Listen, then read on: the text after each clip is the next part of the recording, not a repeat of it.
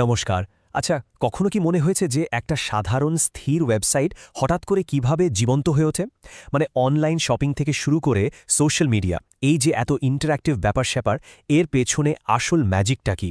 তো সেই ম্যাজিকের অন্যতম একটা মূল চাবিকাঠি হলো জাভা সার্ভলেটস। চলুন আজ আমরা এই দারুণ শক্তিশালী টুলের ভেতরে ডুব দিই আর দেখি এটা কিভাবে একটা সাদামাটা ওয়েবকে একদম ডাইনামিক করে তোলে। তো চলুন দেখে নিই আমাদের আজকের আলোচনার রোডম্যাপটা কি। আমরা শুরু করব একদম গোড়া থেকে, সমস্যাটা কি ছিল আর তার সমাধান হিসেবে সার্ভলেট কিভাবে এলো। তারপর আমরা দেখব একটা সার্ভলেটের জীবন কেমন হয়, মানে তার পুরো লাইফ সাইকেল। এরপরের প্রতিদিনের কাজ, মানে রিকোয়েস্ট আর রেসপন্স কিভাবে সামলায়, এর হাতে কি কি টুলস থাকে, আর সবশেষে এটা কিভাবে ফিল্টারের মতো অন্যদের সাথে মিলেমিশে একটা টিমের মতো কাজ করে। প্রশ্নটা কিন্তু বেশ ইন্টারেস্টিং, তাই না? একদিকে ভাবুন একটা স্ট্যাটিক ওয়েবসাইট যেখানে শুধু কিছু তথ্য দেওয়া আছে, আর অন্যদিকে আমাদের রোজকার জীবনের অংশ হয়ে যাওয়া ডাইনামিক ডেটা চালিত সাইটগুলো। এই যে একটা বিশাল লাফ, এই রূপান্তরটা আসলে হয় কিভাবে? এর উত্তরটাই কিন্তু লুকিয়ে আছে জাভা সার্ভলেটের মধ্যে। ঠিক আছে, তাহলে প্রথমেই আমরা মূল সমস্যাটা নিয়ে কথা বলি। ডায়নামিক ওয়েব কন্টেন্টের দরকারটা কেন পড়ল, আর এর সমাধান হিসেবে সার্ভলেট কিভাবে একটা গেম চেঞ্জার হয়ে উঠল, চলুন সেটা একটু ভালো করে বুঝে নিই। তো সহজ করে বললে একটা সার্ভলেটকে ভাবা যেতে পারে একটা ডিজিটাল ফ্যাক্টরির ভেতরকার একজন স্পেশালিস্ট কর্মীর মতো। মানে ওয়েব সার্ভারটা যদি একটা বিশাল কারখানা হয়, তাহলে সার্ভলেট হলো সেই কারখানার একজন দক্ষ কর্মী। তার কাজ কি? তার একটাই কাজ, নির্দিষ্ট কোনো অনুরোধ, ধরুন একজন ইউজার লগ করতে চাইছে, সেই অনুরোধটা বুঝে নিয়ে নিখুঁতভাবে সামলানো। আর এই web.xml ফাইলটা হলো ওই কারখানার ব্লুপ্রিন্ট বা একটা নির্দেশনার খাতা।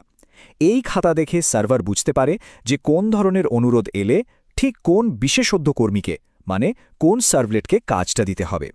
যদিও বলে রাখা ভালো, আজকাল @ওয়েব সার্ভলেটের মতো অ্যানোটেশন ভিত্তিক কনফিগারেশন এই কাজটাকে আরও অনেক সহজ করে দিয়েছে। তাহলে এই যে বিশেষজ্ঞ কর্মীর কথা আমরা বলছি, তার জীবনটা ঠিক কেমন? চলুন পরের ধাপে গিয়ে দেখি একটা সার্ভলেটের পুরো জীবনচক্র, তার চাকরিতে যোগ দেওয়া থেকে শুরু করে একেবারে অবসর নেওয়া পর্যন্ত। এখানেই কিন্তু সার্ভলেটের আসল বুদ্ধিমত্তার পরিচয়।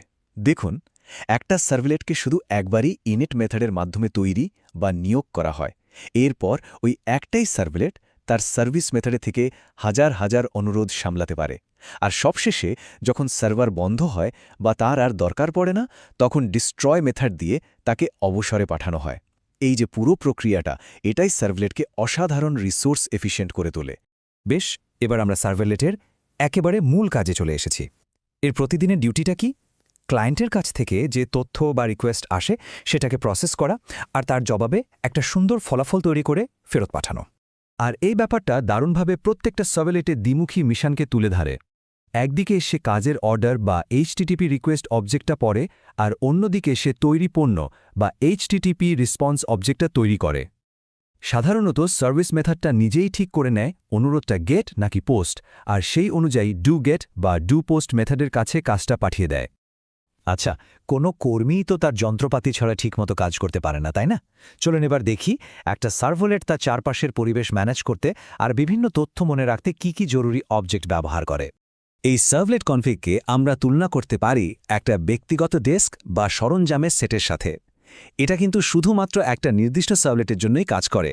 যেমন ধরুন, কোনো একটা ডেটাবেস সার্ভলেটের নিজস্ব ডেটাবেস কানেকশনের তথ্য এখানে আলাদা করে রাখা থাকতে পারে, যা অন্য কোনো সার্ভলেটে জানার দরকার নেই। আর অন্যদিকে সার্ভলেট কনটেক্সট হলো ঠিক যেন শেয়ার্ড ফ্যাক্টরি ফ্লোর। এখানকার তথ্য বা রিসোর্স ওই অ্যাপ্লিকেশনের সব সার্ভলেট ব্যবহার করতে পারে। যেমন ওয়েবসাইটের নাম বা অ্যাডমিনের ইমেল, এইসব তথ্য তো সবারই লাগতে পারে, তাই না? তাহলে মূল ব্যাপারটা দাঁড়াচ্ছে এদের দুজনের কাজের পরিধি বা স্কোপের পার্থক্য বোঝা। দেখুন, সার্ভলেট কনফিগ হলো একদম ব্যক্তিগত, মানে শুধু একটা সার্ভলেটের জন্য। আর সার্ভলেট কনটেক্সট হলো সবার জন্য, মানে পুরো অ্যাপ্লিকেশনের জন্য পাবলিক। একটা বড় অ্যাপ্লিকেশন বানাতে গেলে এই পার্থক্যটা ঠিকঠাক বোঝা কিন্তু ভীষণ জরুরি। এইটা কিন্তু ওয়েব ডেভেলপমেন্টের একটা খুব বড় চ্যালেঞ্জ। মানে ওয়েবসাইট কিভাবে মনে রাখে যে এইমাত্র যে ক্লিকটা হলো সেটা আগের ক্লিকেরই কন্টিনিউয়েশন? এই প্রশ্নের উত্তরটাই আমাদের সেশন এবং কুকিজের দিকে নিয়ে যায়। এই সমস্যার সমাধান হলো কুকি আর সেশন। কুকি হলো ক্লায়েন্টের ব্রাউজারে রাখা একটা ছোট্ট পরিচয়পত্র, আর সেশন হল সার্ভারের স্মৃতি, যেটা ওই পরিচয়পত্রটা দেখেই ব্যবহারকারীকে চিনে ফেলে আর তার তথ্য মনে রাখে। এই দুটো টুল ব্যবহার করেই সার্ভলেট একটা ধারাবাহিক আর পার্সোনালাইজড অভিজ্ঞতা তৈরি করতে পারে, যেমন শপিং কার্ট বা লগ করে রাখার মতো সুবিধাগুলো। সার্ভলেট কিন্তু সবসময় একা একা কাজ করে না।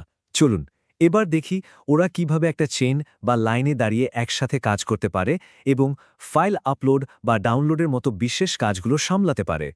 ফিল্টারকে আমরা খুব সহজে একটা সিকিউরিটি গার্ড বা কোয়ালিটি ইন্সপেক্টরের সাথে তুলনা করতে পারি। এর কাজ হলো কোনো অনুরোধ সার্ভলেটের কাছে পৌঁছানোর আগে তাকে একবার চেক করা, আবার সার্ভলেটের থেকে কোনো প্রতিক্রিয়া বেরোনোর আগেও তাকে একবার চেক করা। দরকার হলে সে দুটোকেই আটকাতে বা পরিবর্তন করতে পারে। এখানে দেখুন ব্যাপারটা কত শক্তিশালী। একটা অনুরোধ প্রথমে একটা ফিল্টারের মধ্যে দিয়ে গেল, তারপর হয়তো আরেকটা ফিল্টার। প্রত্যেকটা ফিল্টার অনুরোধটাকে নিজের মতো করে যাচাই বা পরিবর্তন করতে পারে। সব ফিল্টার পার করে তবেই সেটা সার্ভলেটের কাছে পৌঁছায়। আর মজার ব্যাপার হলো প্রতিক্রিয়াটা ঠিক তার উল্টো পথে একই ফিল্টারগুলোর মধ্যে দিয়ে ফিরে আসে। সিকিউরিটি আর ডেটা প্রসেসিংয়ের জন্য এটা একটা অসাধারণ প্যাটার্ন। আর শুধু HTML বা টেক্সট তৈরি করা ছাড়াও সার্ভলেট কিন্তু ফাইল আপলোড বা ডাউনলোডের মতো বেশ জটিল আর বহুমুখী কাজও খুব দক্ষতার সাথে করতে পারে। তাহলে আমরা দেখলাম সার্ভলেট হলো ওয়েব অ্যাপ্লিকেশনের একটা অসাধারণ শক্তিশালী ভিত্তি। এখন প্রশ্নটা হলো, এই শক্ত ভিত্তির ওপর ভর করে স্প্রিংয়ের মতো আধুনিক ফ্রেমওয়ার্কগুলো কিভাবে ওয়েব ডেভেলপমেন্টকে একটা সম্পূর্ণ নতুন স্তরে নিয়ে গেছে। সার্ভলেট যদি গাড়ির ইঞ্জিন হয়, তাহলে এই ফ্রেমওয়ার্কগুলো কি সেই ইঞ্জিনের চারপাশে তৈরি করা একটা অত্যাধুনিক স্বয়ংক্রিয় গাড়ি? এটা নিয়ে ভাবার জন্য আপনাদের আমন্ত্রণ রইল।